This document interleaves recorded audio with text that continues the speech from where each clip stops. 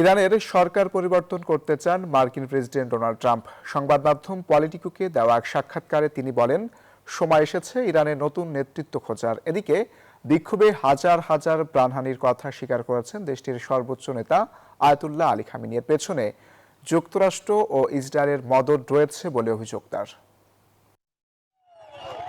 ইরানের বিক্ষোভের পেছনে সত্যিই কি যুক্তরাষ্ট্র ও ইসরায়েলের মদদ ছিল?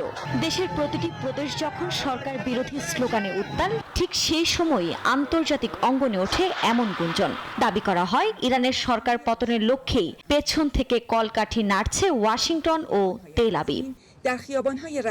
একমাত্র স্মার্ট সিটি বসুন্ধরা, আধুনিকতায় এক ধাপ এগিয়ে। প্রকাশ্য এ নিয়ে মুখ না খুললেও আন্দোলনের শুরু থেকেই বিক্ষোভকারীদের পক্ষে বেশ সরব ছিলেন মার্কিন প্রেসিডেন্ট ডোনাল্ড ট্রাম্প। এমনকি ইরানের প্রেসিডেন্ট মাসুদ পেজিশকিয়ানের প্রশাসনকে একাধিকবার হুমকি ও করার সতর্কবার্তাও দিয়েছেন তিনি। তবে বিক্ষোভ দমনে ইরান সরকার যখন দক্ষতার পরিচয় দিল, ঠিক তখনই নিজ ইচ্ছার কথা ফাঁস করলেন ট্রাম্প। মার্কিন সংবাদ মাধ্যম পলিটিকোকে দেয়া এক সাক্ষাৎকারে ইরানের নতুন নেতৃত্ব খোঁজার সময় এসেছে বলে মন্তব্য করেন তিনি। একটি দেশের নেতা হিসেবে তিনি যা করেছেন তা দেশের জন্য পুরো ধ্বংসযোগ্য।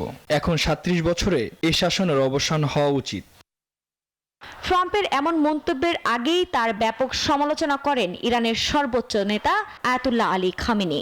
দেশটিতে বিক্ষোভে এত মানুষের হতাহত হওয়ার পেছনে মার্কিন প্রেসিডেন্টকে অপরাধী হিসেবে অভিহিত করেন তিনি। ইসরায়েল ও যুক্তরাষ্ট্রের সাথে যুক্ত ব্যক্তিরা ব্যাপক ক্ষয়ক্ষতি করেছে এবং কয়েক হাজার মানুষকে হত্যা করেছে।